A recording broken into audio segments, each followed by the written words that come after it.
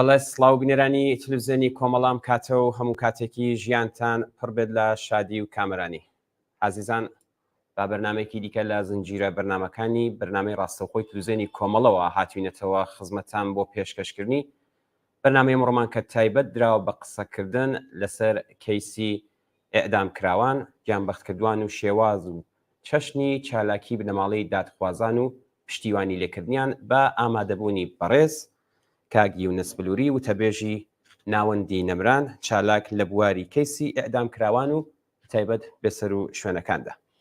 بەو هیوای کە باسەکانی ئەم بەرنامەی ئێمە جێگەی سەرنجی ئێوەی ئازیز بێت لە خزمەتانداین. سەرەتا بەخێراتنت پێ دەڵێم کاک یونس، زۆر سپاس بۆ ئەوەی کە داوەتی ئەمەتان قبول کرد و بەشداری بەرنامەی ڕاستەوخۆی ئەمڕۆی تلویزیۆنی کۆمەڵە بوو. زۆر سپاس کە بانکێشتی و بەرنمەیەتان کردم. سڵاو ڕێزیشم هەیە بۆ بینەران و ماندوو نەبن. زۆر سپاس.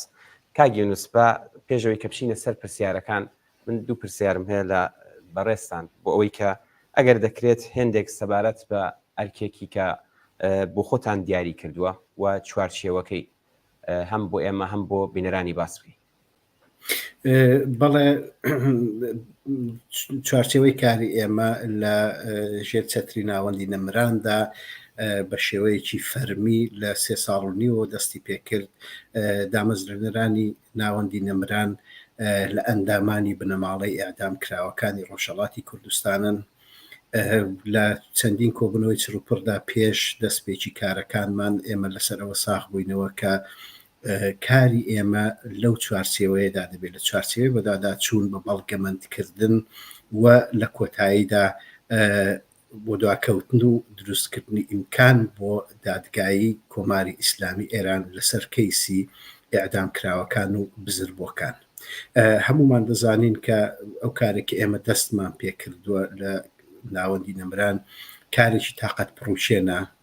ئێمە بەدوای ئەو کەیسانەدا دەچین کە لە سەرەتای هاتنە سەرکاری کۆماری ئیسلامی ئێرانەوە لە ڕۆژهەڵاتی کوردستان پاش ماوەی کورت و درێژ زیندانی کردنی لاوان ژنان پیاوانی کوردستان کە بە شێوەیەکی زۆر درەندانە لە ژێر شکنجەی کۆماری ئیسلامی ئێراندا بوون ئێعدام کران.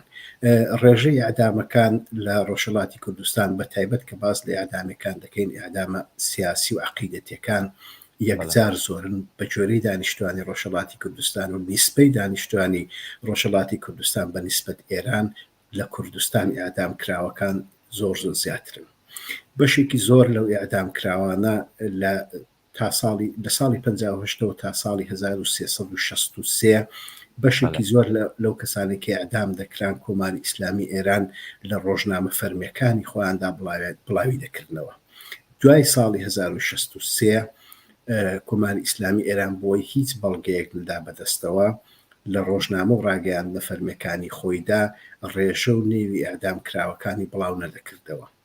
جا ئێمە بۆ بە بەڵگەمەندکردنی ئەو تاوانانە بە بەڵگەمەندکردنی ڕێژەی ئەعدامەکان ئێمە مەجبورین پشت بە کۆمەڵێک سەرچاوەی تر ببەستین. بەشێکی گرنگ لە سەرچاوەکانی ئێمە بۆ بە بەڵگەمەندکردن و خستنە ڕووی ئاماری ڕاستەقینەی ئەعدامەکان ڕاستەوخۆ بنەماڵەی ئەعدام کراوەکان. زۆر باشە. کاک یونس، لە کێوە ئەم کارەتان دەست پێ کردووە؟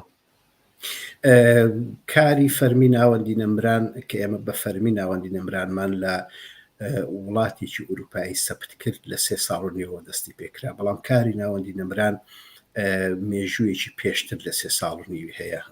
دەمێک ساڵ پێش دامەزراندن و سەپتکردنی ناوەندی نەمران کۆمەڵێک لە ئەندامانی ئەو بنەماڵەی ئەعدام کراوانە بە تاک و بە کۆمەڵ ئەو بیرۆکەیان دامەزراند کە ئێمە بۆی کە بتوانین حەقی ئەو ئەعدام کراوانە وەربگرین، دادخوایی بکەین لە سیستمی نێونەتەوەیی لە بە جۆرەی یاسا نێونەتەوەیەکان.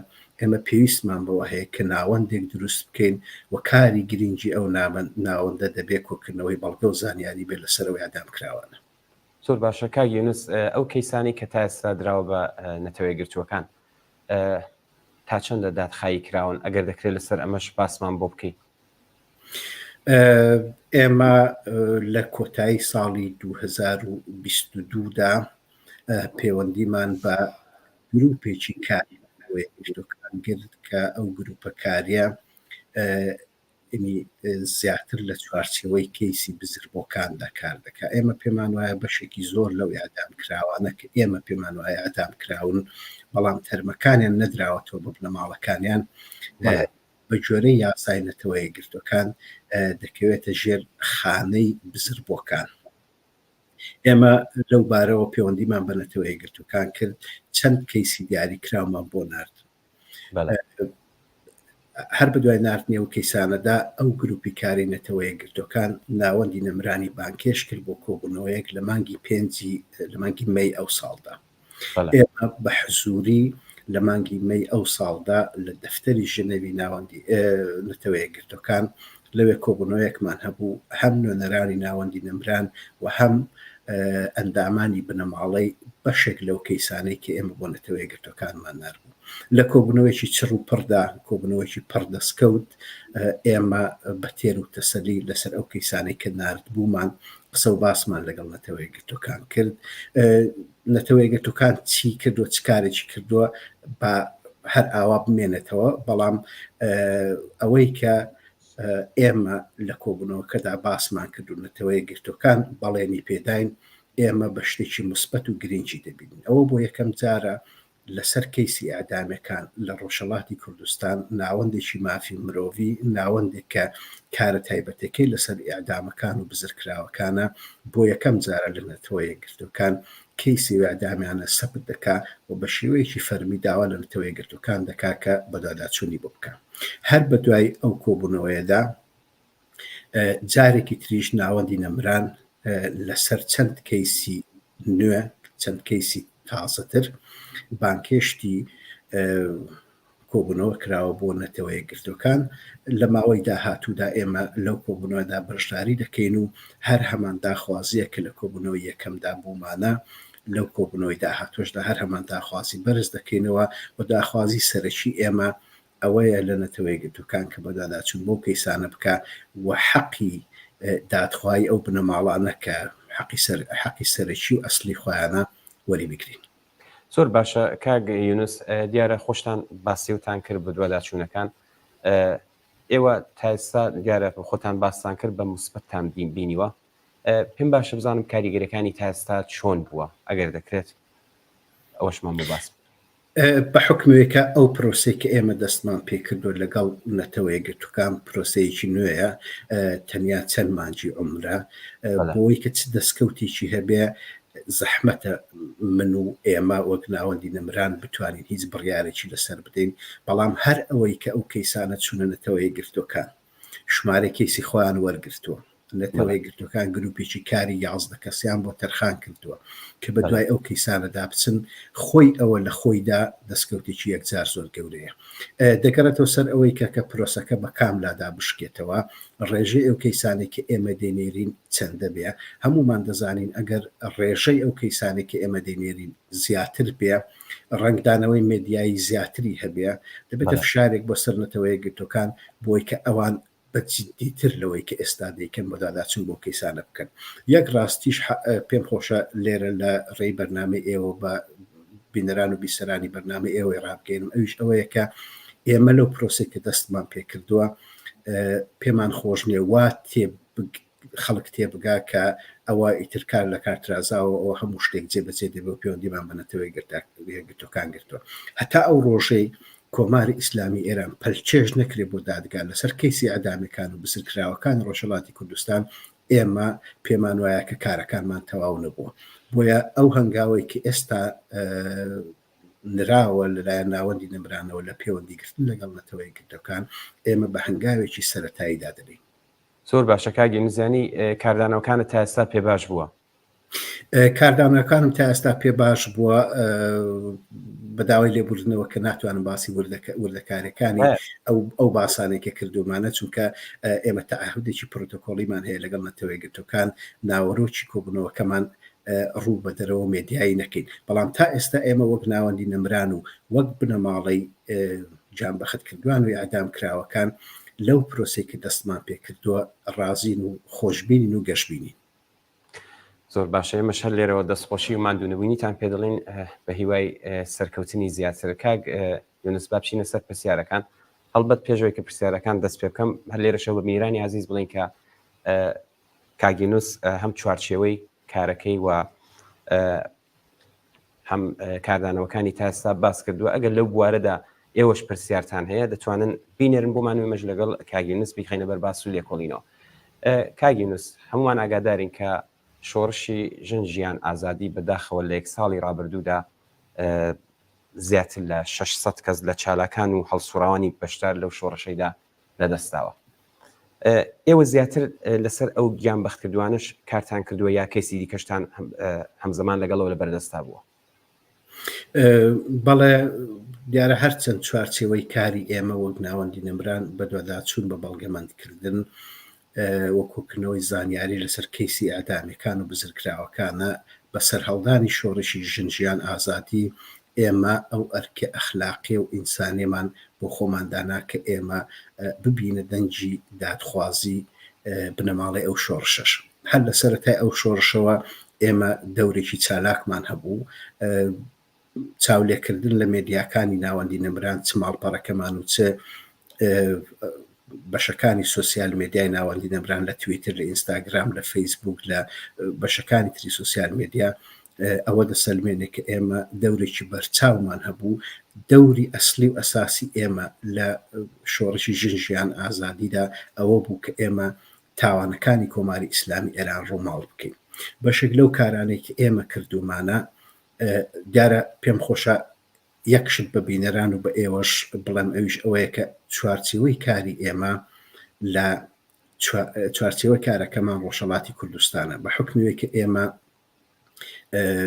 کەسمان نییە لە دەرەوەی ڕۆژهەڵاتی کوردستان و کاری ئێمەش ئاوایە کە هەر شتێک بڵاو بکەینەوە، باز لە هەر شتێک بکەین دەبێت 100% ئەرخەیان بین لەوەی کە شتەکە ڕاستە و بە بەڵگەش ئەوە بڵاو دەکەینەوە. بۆیە بۆ پرەنسیپەی کە بۆ خۆمان دامان ناوە ئێمە دەتوانین لە ڕۆژهەڵاتی کوردستان و لە چوارچێوەی کوردستاندا زیاتر بەڵگە پەیدا بکەین و پشت بە و بەڵگە و زانیاریانە ببەستین.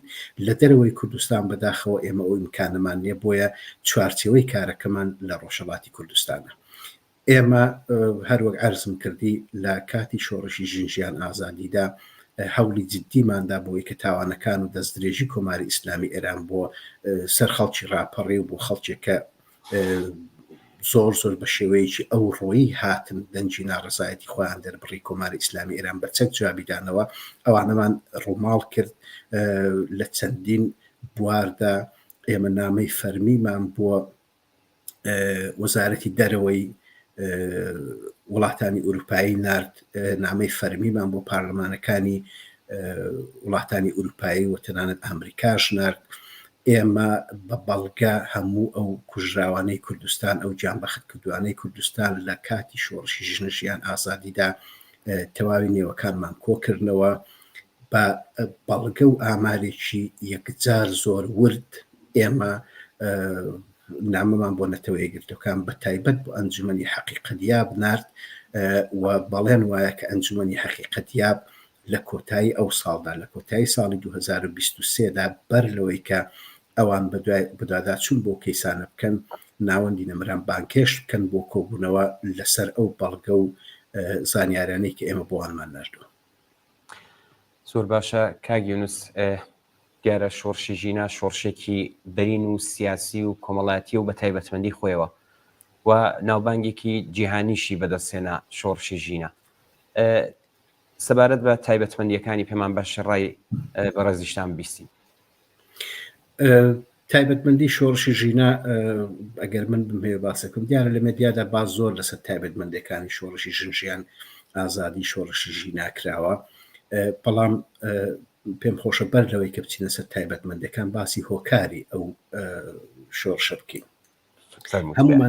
هەمومان دەزانین کە کۆماری ئیسلامی ئێران لە 44 ساڵ دەسەڵاتی خۆیدا لە هەموو بوارێکدا بەڕێوەبەرایەتێکی فەشەلی هەبووە، لە بواری ئابووری، لە بواری سیاسی، لە بواری کۆمەڵایەتی، لە هەموو بوارێکی دەسەڵاتدا ئەگەر وەکو دەسەڵات چاوی لێ بکەین دەسەڵاتێکی فەشەل بۆ لە هەموو بوارەکاندا شکستی خواردووە.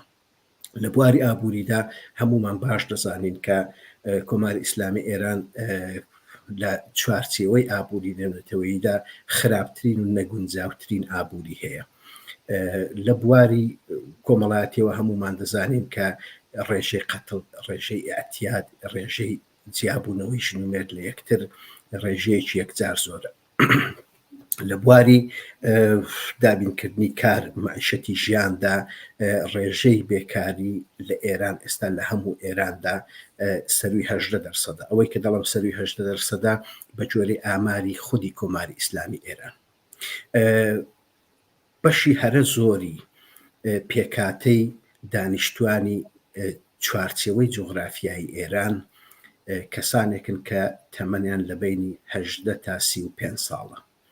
ئەو ڕێژەیە دەگاتە 33%.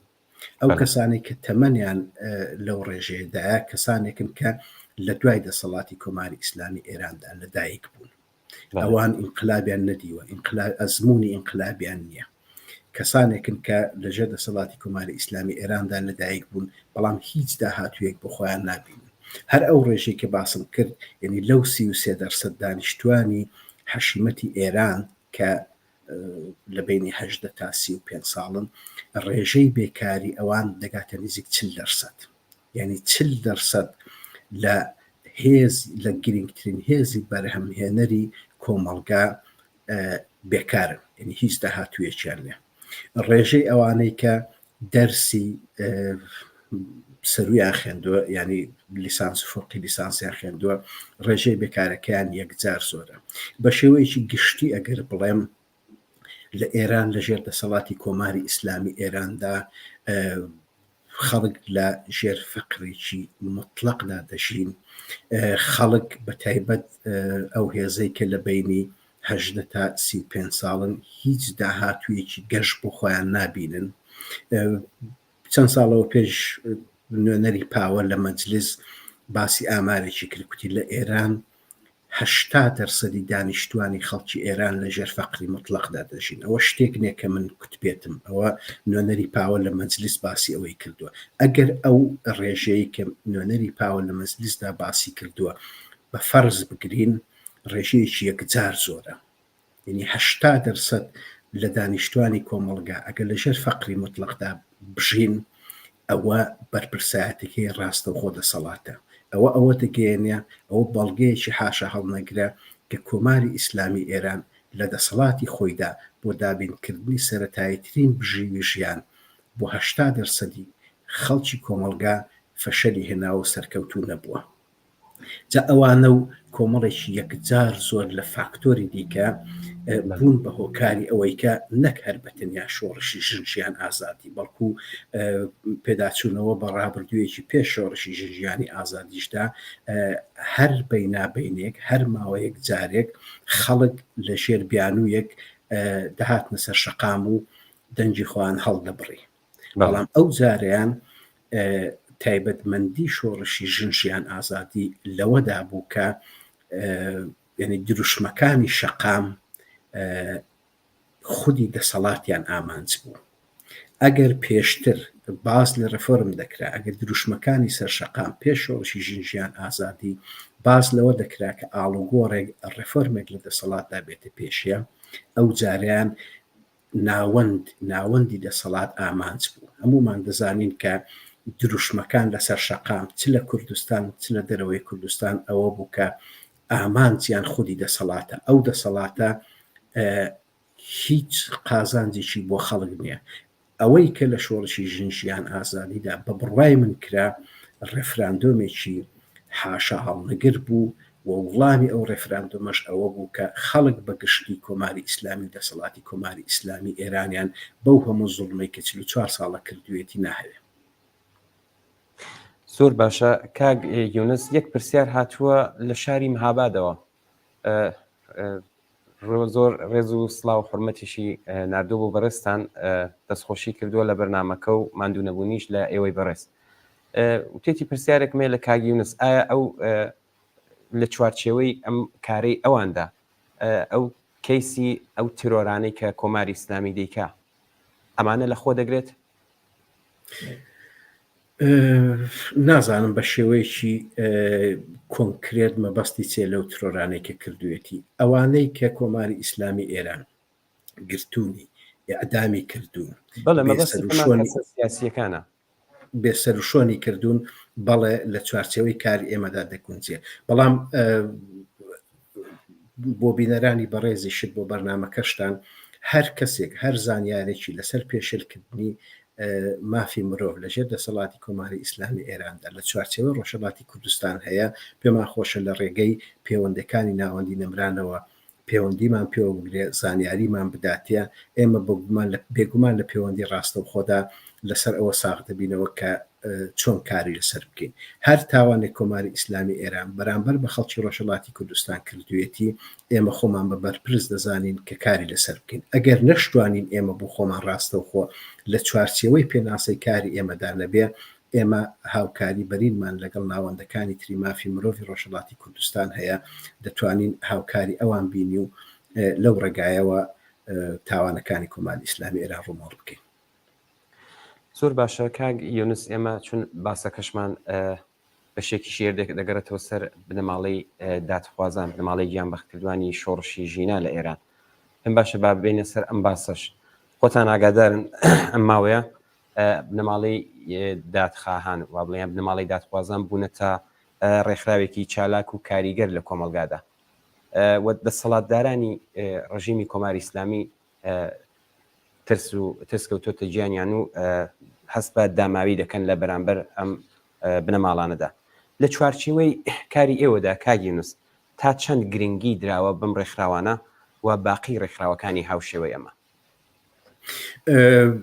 ئێمە وەکو شێوەیەکی پرەنسیپی لە کاری خۆماندا ئێمە هەوڵمان داوە چ لە پەیوەندی گرتن چ لە پشتیوانی ڕاستە و خۆی مێدیایی بۆ ناوەندانی ڕێکخراوی مافی مرۆڤ ویا ئەو بنەماڵانەی کە لە جوغرافیای ئێراندا کار دەکەن خۆ پارێزین هۆکارەکەشی ئەوەیە کە ئێمە نامان هەوێ هیچ گرفتێکی ئەمنیەتی بۆ بنەماڵانە دروست بکەین بەڵام لە ناخی کاری ئێمەدا ئێمە خۆمان بە پشتیوانی ئەو بنەماڵە دادخوازانە دەزانین و هەر شتێکی کە لە دەستی ئێمە بێ بێگومان درێغی ناکەین ئەو بنەماڵانە حەقی خۆیانە لە هەر جێگەیەک بن لە هەر بوارێکدا بن بە دوواداچوونەوە بۆ پرسی ئازیزانیان بکەن بەداخەوە لەژێر دەسەڵاتی کۆماری ئیسلامی ئێراندا دەزانین تەنانەت بنەماڵەکان ئەگەر وەکیلی هەڵبژێرن ئەگەر دەسەڵاتی وەکیلیان بۆ دیاری بکە بەڵام ئەگەر ئەو وەکیلە لە چوارچێوەی پرێمیس یان لە چوارچێوەی دیاریکراوێک کە دەسەڵات بۆی دیاری کردووە جوڵە نەکا ئەوە وەکیلەکەش دەگیرە هەمووشمان بۆ خۆمان دەزانین کە وەکیلی بنەماڵەی نەمرژینە ئەمینی ئێستاوە لە زیندانە و محاکمە دەکرێت جا بۆیە زۆر گرنگە کە ئەو بنەماڵانە بەگشتی لەگەڵ یەکتر هاوکار بن لە هەر شارێک بن ڕاوێژ لەگەڵ یەکتر بکەن هەنگاوی ژیرانە و جددی هەڵێنەوە حەقی خۆیانە بە بڕای من لە چوارچێوەی یاسای کۆماری ئیسلامی ئێرانیشدا کە یاسایەکە ئێمە ڕخنەمان لێتی ئەو حەقە بەو بنەماڵانە دراوە کە حەقی دادخوازی بکەن و ئەگەر پێویستیش بوو کە پەیوەندی بە ناوەندەکانی مافی مرۆڤی دەرەوەی وڵاتیش بگرن بێگومان من پێشنهادیان پێ دەکەم کە ئەو کارش بکەن زۆر باشە کاک یونس هاوکارانم ڤیدیۆیەکیان ئامادە کردووە پێکەوە بچین ئەم ڤیدیۆ ببینین لەگەڵ بینەرانی عەزیز دوبارە دێینەوە ئیدامەی باسەکە دەدەین فەرموو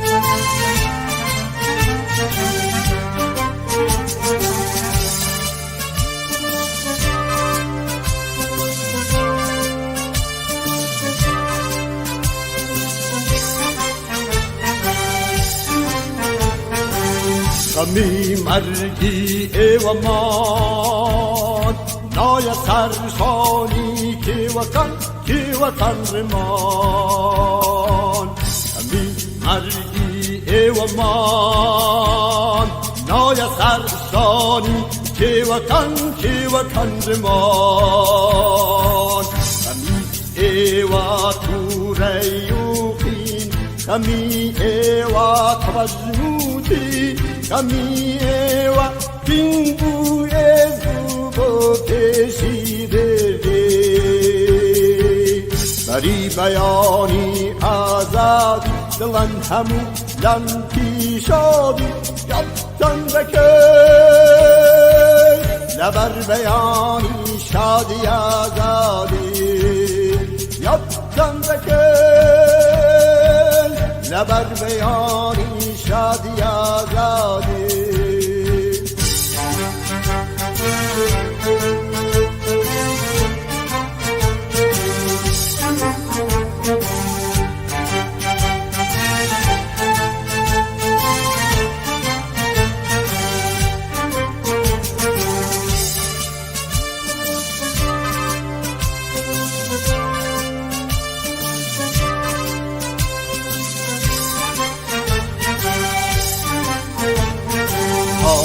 Distedin pişravan Müravdi bakitan Sami mergi tek şikar Mergi bir bakanatan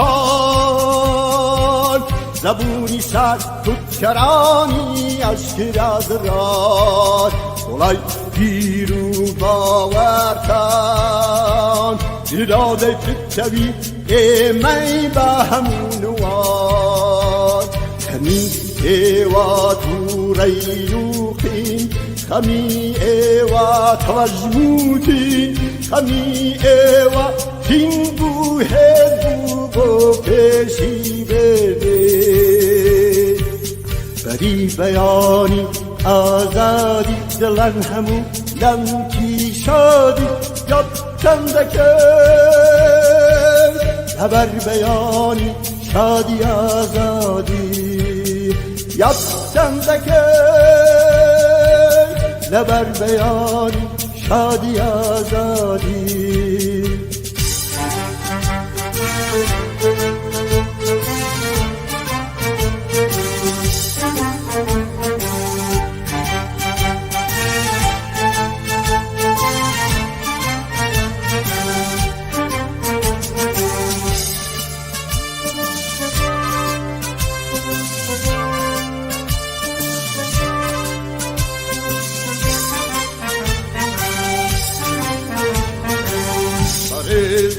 جانبازی تان نمر بازی بوی بری زاره رزگاریا رزگاری باشی انسان bu sosyalizm bu azadi یکجاریا خمی ایوا تو ریوقین خمی ایوا توجموتی خمی ایوا تین بو هدو بو پیشی بده دری بیانی آزادی دلن همو لنکی شادی یادتن بکن نبر بیانی شادی آزادی یادتن بکن نبر بیانی شادی آزادی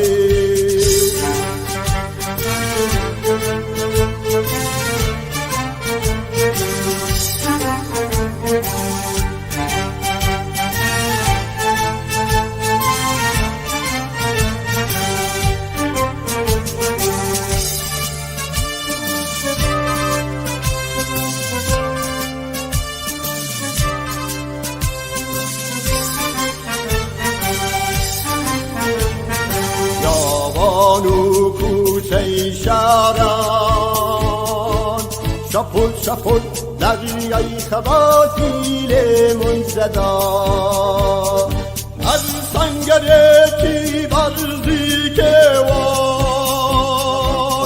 alay sure kaba yadi ewa halkira havari zindana kan Ajday shavi rashlada da shaugar shakdaka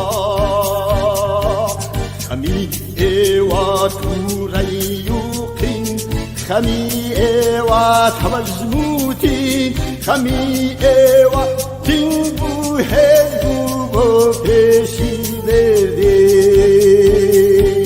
بەری بەیانی ئازادی دڵان هەموو لەمکی شادی یەکدەم دەکرد لەبەر بەیانی شادی ئازادی یەکدەم دەکرد لەبەر بەیانی شادی ئازادی یەکدەم دەکرد. بەڵێ زۆر سپاس بۆ هاوڕانی عزیز بۆم ڤیدۆ جوانی کە بڵاویان کردەوە. کاگەنووس ئێمە دوو پرسیارمان بۆ هاتووە، بەڵام چون پرسیاری پێشترم لەسەر بنەماڵەی دادخوازان بوو بام پرسیاران بکەین. ئێوە بینەرێک لە شاری سنەوە نووسێتی کۆماری ئیسلامی پێیوا بوو بە بەکاربردنی گوشاری زۆر هەڕەشە و هێنانی هێزی نظامی ئەتوانێت بەر بە ساڵیادی شۆڕشی ژنژیان ئازادی بگرێ، بەڵام لە دوای گیانبەختکردنی ژینای جوانەمەرگ زیاتر لە 600 نەفەر هەموو ڕۆژێک گیانیان لەدەستا. کۆماری ئیسلامی خۆ ناتوانێت هەموو ڕۆژێک بە فشار و زەخت درێژە بە ژیانی خۆی بدات. تاکەی دەتوانێت ئەم حکوومەت نظامیە کە ئەو میلیتاریزەکردنەی بە تایبەت کوردستان هەروە بەردەوام بێت؟ پرسیوێتی سلااو ڕێزم هەیە بۆ کاکە سامان لە شاری سنەوە، سلااو ڕێزم بۆ خەڵکی خۆڕاگر و کۆڵنەدەری شاری سنە هەیە. وڵاگە لە من دەپرسی کۆماری ئیسلامی ئێران دەمێک بوو دەبا ڕووخابە. ئەگەر بێنین چاوێک بە مێژووی 44 ساڵەی کۆماری ئیسلامی ئێراندا بخشێنین، ئەو ڕاستێ دەردەکەوێت کە کۆماری ئیسلامی ئێران تەنیا یەک چەکی بەدەستەوە ماوە، ئەویش چەکی زۆڵم و زۆرە، چەکی قڕکردنە، چەکی گرتن و کوشتن و ئیعدامە. بەڵام ئەو چەکەش ماوەیەکی دیاریکراوی هەیە کە چەندە دەتوانێت بەکاری بێنێ.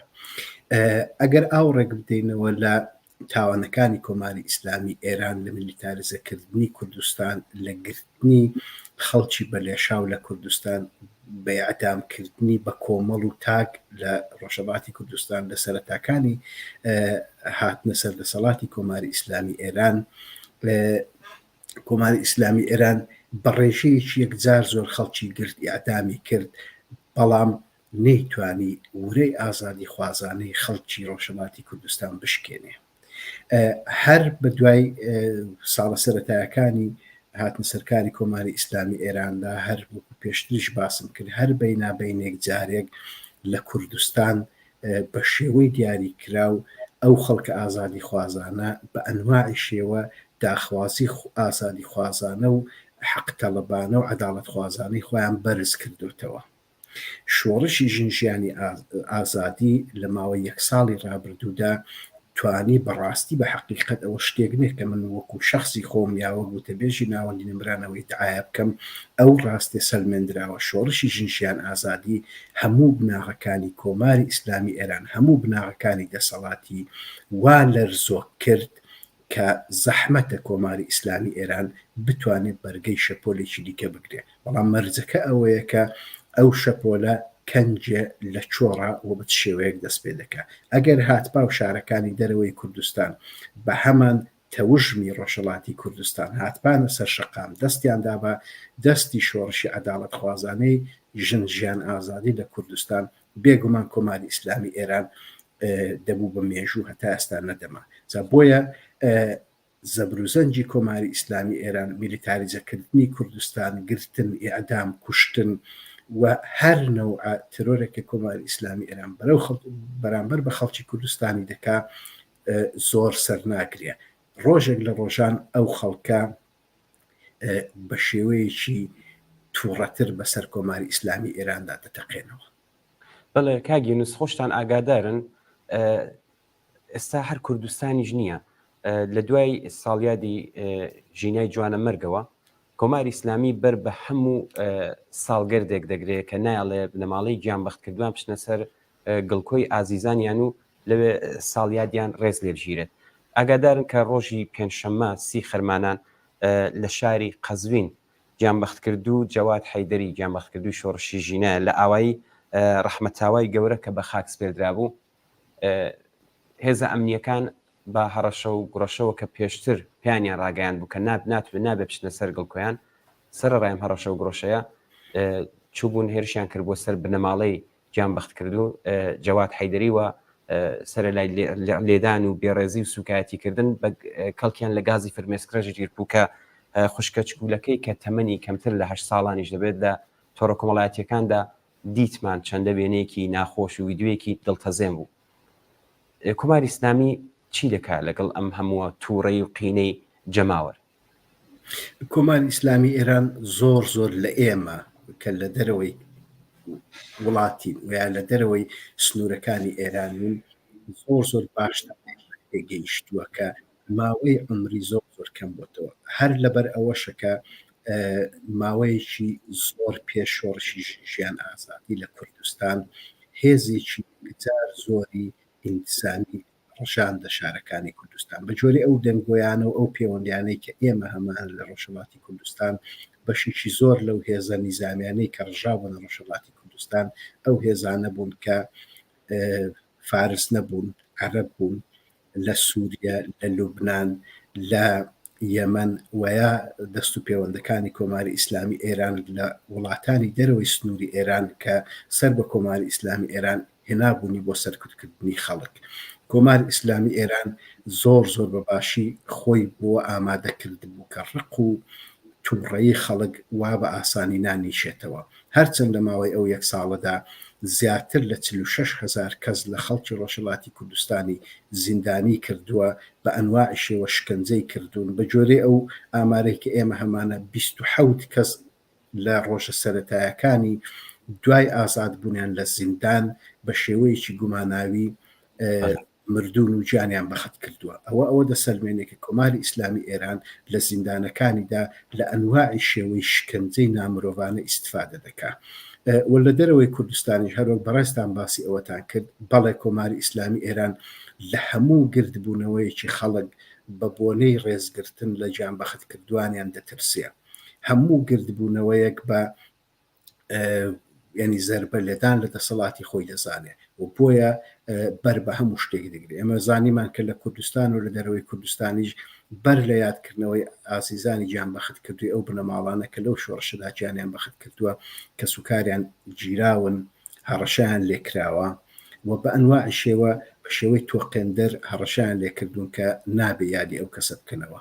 ئەوە ترس و وەحشەتێکی یەکجار زۆرە کە کۆماری ئیسلامی ئێران لە خەڵک لەو بنەماڵە دادخوازە هەیەی. پێم وایە کۆماری ئیسلامی ئێران لەسەر ئەوە بەردەوام دەبێت بەڵام ڕێژەکە ڕێژەیەکی 1 و 2 بە ئەندازەی 5 دەستنی ڕێژەیەکی یەکجار زۆرە.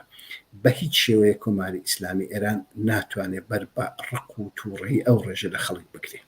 وایە کاک یونس خۆشتان ئاگادارن هەفتەی داهاتوو یەکێک لە خوێنینترین ڕۆژانی شۆڕشی ژیان ئازادیە زیاتر لە 90 کەس لە زاهدان لەو ڕۆژەدا گیانیان بەخت کرد لەگەڵ ئەمە چی دەکات بەر بەمانە بگرێت؟ ناڵم کۆماری ئیسلامی ئێران هەر لە سەرەتای هاتنە سەرکاریەوە بەکارهێنانی چەک بەکارهێنانی هێزی ئینتیزامی بەکارهێنانی حیزب الله بەکارهێنانی سوزان و ئەنواعی لە قوپۆپەکانی و ئێستاش دەبینین بە بەڵگە سەلمێنراوە کە هێزی دەرەشی دێنن بۆ سەرکوتکردنی خەڵک تەنیا چەکێکە بەدەستی ماوە ئەوەیە. بەڵام دەبینین کە ڕۆژ لەگەڵ ڕۆژە تا کۆماری ئیسلامی ئێران توندوتیژی زیاتر بە خەڵک بەرامبەر بە خەڵک نیشان بدا ڕق و تووڕەیی خەڵک لە دەسەڵات زیاتر و زیاتر دەبێت.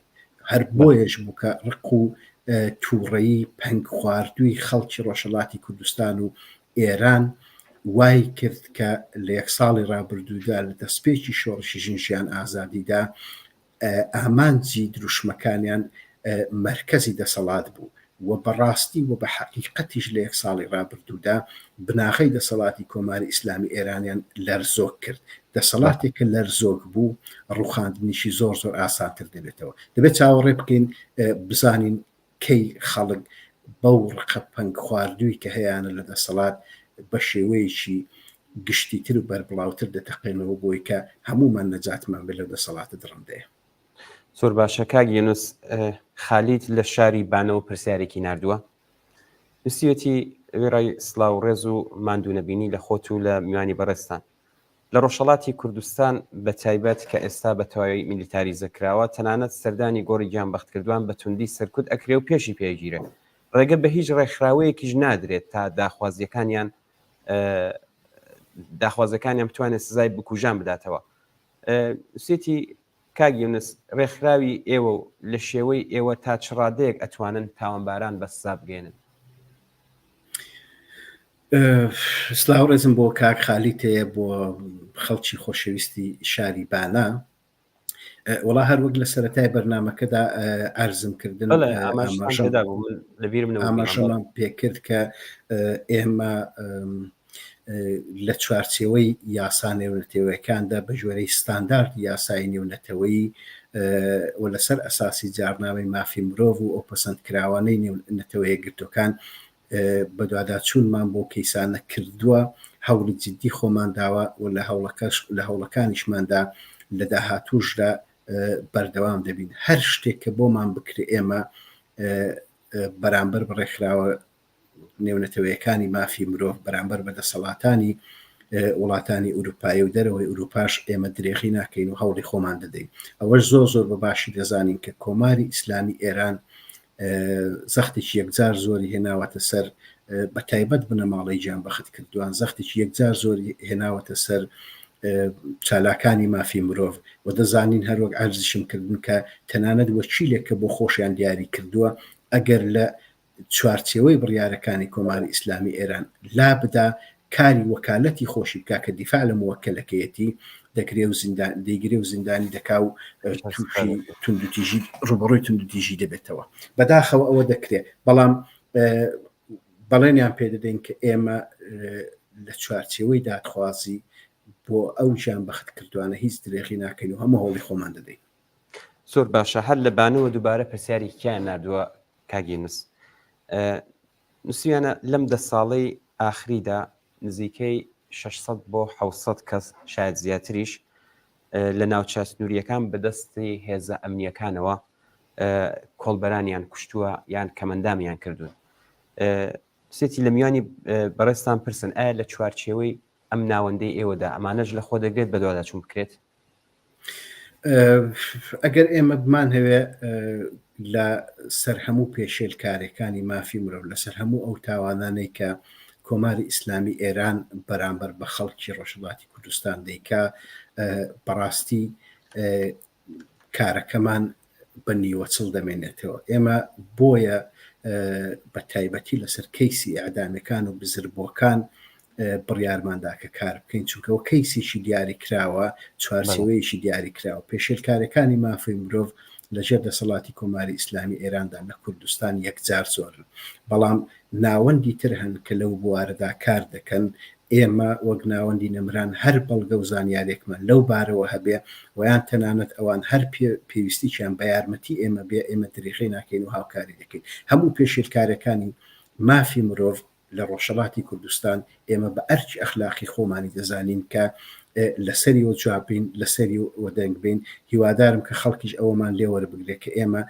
لەو چوارچێوەیەدا تەخەسوسی کارەکەمان هەیە و لەو چوارچێوەیەدا هەنگاوەکانمان بەرەو پێش دڕێن ئەوە بەومانایەنێک کە ئێمە لە بوارەکانی تردا چالاک نەبین نەخێر لە بوارەکانی تریشدا چالاکین بە هاوکاری هاوکارانمان لە ناوەندەکانی تری مافی مرۆڤ کە لەسەر ئەو کەیسە تایبەتیانە کار دەکەن.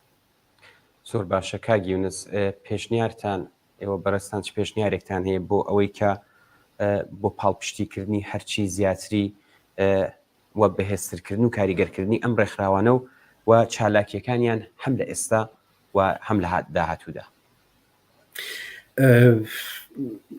پێشنهادی من ئەوەیە کە هەمومان دەزانین کە ئەو دەسەڵاتە زوویا درەنگ ئەو دەسەڵاتە دەڕوە بە دوای ڕووخانی کۆماری ئیسلامی ئێراندا ئێمە پرۆسەی یاسایی دەبێ بکرینە بەر بۆی کە ئێمە بتوانین تاوانبارانی پێشێلکردنی مافی خەڵکی کوردستان پەلچێشی دادگا بکەین و حکمی خۆیان وەرگرن پێویستمان بە بەڵگەیە داوا لە هەموو تاکێکی کۆمەلگا دەکەم، داوا لە هەموو بنەماڵی جان بەخت کردووان، داوا لە هەموو بنەماڵی زیندانەکان، داوا لە هەموو ڕێکخراوەکانی مافی مرۆڤ دەکەم کە بە هەر شێوەیەک بتوانن بەڵگە و زانیاری دکومنت لەسەر ئەو پێشێلکاریانە، جا بچ بە شێوەی فیلم، چ بە شێوەی نووسراوی، چ بە شێوەی دەنگ، و یا بە هەر شێوەیە کە بۆیان دەکرێت دکومنت و بەڵگە کۆ بکەنەوە. لەوانەیە من دکومنت و بەڵگەیە کە ئێستا بە هێندی نەزانم، بەڵام لە داهاتوودا زۆر زۆر گرنگ بێ. من پارەکە لەبەر دادگای حەمیدی نووری بووم لە سوئێد، پرۆسەی دادگاییشم کە هەموو کۆبوونەوەکانی دادگایم زۆر زۆر بە وردی چاو لێ کرد. زۆر بەڵگە هەبوون کە لەوانەیە من و تۆیان خەڵکی تر بە هێندیان وەرنەگر پێ، بەڵام هەر ئەو بەڵگانە بوون کە توانی حکمی زیندانی هەتایی بەسەر یەکێک لە قاتڵانی ئەعدامەکانی 67 کە لە سوئێد دادگایی کرا پسەپێنێ. بۆیە بەڵگە یەکجار زۆر گرینگە. ئێمە تەنیا بە بەڵگەیە کە دەتوانین تاوانبار حکم بدەین. ئەوە یەک. بەشێکی تریتر ئەوەیە کە بە تایبەت تاوانبارانی کۆماری ئیسلامی ئێران، ئەوانەی کە لە کوردستانن، نێوی مستعاریان هەیە، بە نێوی خوازرا و هاتوون لەوێ کار دەکەن. ئێمە هەوڵ بدەین کە ئەو تاوانبارانە بناسین، پێویست ناکە بە مێدیایی بکەین و لە سوسیال مێدیا بڵاوی بکەینەوە، بەڵام نێو و مشخصاتی ئەو کەسانە بدەین بە ناوەندەکانی وەکو بۆ نمونە ناوەندی نەمران یا هەر ناوەندێکی تر ڕێکخراوی مافی مرۆڤ کە لە بواری تایبەت بەخۆیاندا کار دەکەن. ئەو نێو زانیارانە بدەین بۆ ڕێکخراوانە، هەم لە ئێستادا ئێمە دەتوانین هەنگاو بنین بۆی کە ئەوانە سزا بدرێن و هەم لە داهاتووشدا پێویستمانە. شتێکی زۆر زۆر گرنگیشەیە ئەویشەوەیە کە هەموو خەڵکی دیکەش کوتوێتی و منیش ئەو داوایم لە خەڵک ئەوەیە، ئەویش ئەوەیە کە ئێمە بە کۆمەڵ بە هاوکاری یەکتر دەتوانین سەختترین ئازارەکانی تێپەڕکەین. هیوادارم کە خەڵک چۆن لە شۆڕشی شنشیان ئازادی و چ لە ماوەی ئەو 44 ساڵەدا لە کوردستان یەکگرتوو بوون و هاودەنگ و خەمخۆر یەکتر بوون، هەر ئاوا بەردەوام بن و یەکگرت و تریش بن. کۆماری ئیسلامی ئێران دەڕوخەیە و زۆر زۆر گرنگیشە کە ئێمە خەمخۆر و کۆڵەکەی پشتی ئەو بنەماڵانە بین کە ئازیزەکانیان لەدەستداوە. ئێمە لەو ویددیۆی کە ئێوە بەڕێستان لە بەرنامەکەتاندا بڵاوتان کردەوە بینیمان کە ئەو بنەماڵانە سەرێ ڕای ئەو هەموو ئازارەی کە هەیەە ئازیزانیان لەدەستداوە، بەڵام بە گۆرانی بە بڵاوکردنەوەی گوڵ بە هاندانی خەڵک بۆی کە کۆڵ نەدەن، بانگوازی ئەویان دەکرد کە زیاتر بێنە سەرشەقام بەرامبەر ئەو ڕژیمە ڕاوەستنەوە. ئەو بنەماڵانە تاجی سەری منن وەکو شەخص و هەمومان دەبێت پشتیان بگرین و هاوکاریان بکەین. بەڵێ کاک یونس، من داوای لێبوردن دەکەم کاتی بەرنامەکەمان کەمتر لە 2 دەخەمەوە. زۆر زۆر سپاست دەکەین بۆ ئەوەی کە داواتی ئێمەتان قبول کرد و لە بەرنامەی ڕاستەوخۆی ئەمڕۆماندا بەشدار بووی. زۆر زۆر سپاسان دەکەم کە ئەو هەلەتاندا بە من ئەو مەجالەتان ڕەخسان کە بتوانم لەگەڵ بینەرانتان بدوێم. ماندوو نەبن، دەستان خۆش بێ و سلااو ڕێزی تایبەتیشم بۆ بینەرانتان هەیە و هیوای سەرکەوتن بۆ شۆڕشی ژنجیان ئازادیش دەخوازم. زۆر زۆر سپاس بۆ کاک یونس بلووری و تەبێژەی ناوەندی نەمران چالاک لە بواری کەیسی ئێدامکراوان و بزرکراوان. سپاس بە بەشداریتان دووارە. زۆر سپاس. بەڵێ بینەرانی عزیز و خۆشەویستیش، سپاس بۆەوەی کە تا ئێستا لەگەڵمان بوو، سپاس بۆ عزیزانی کە بەشدار بوون لەم قسە و باسەدا. تا بەیگەشتنەوەیکی تر، هەر شاد و بەختەوەر.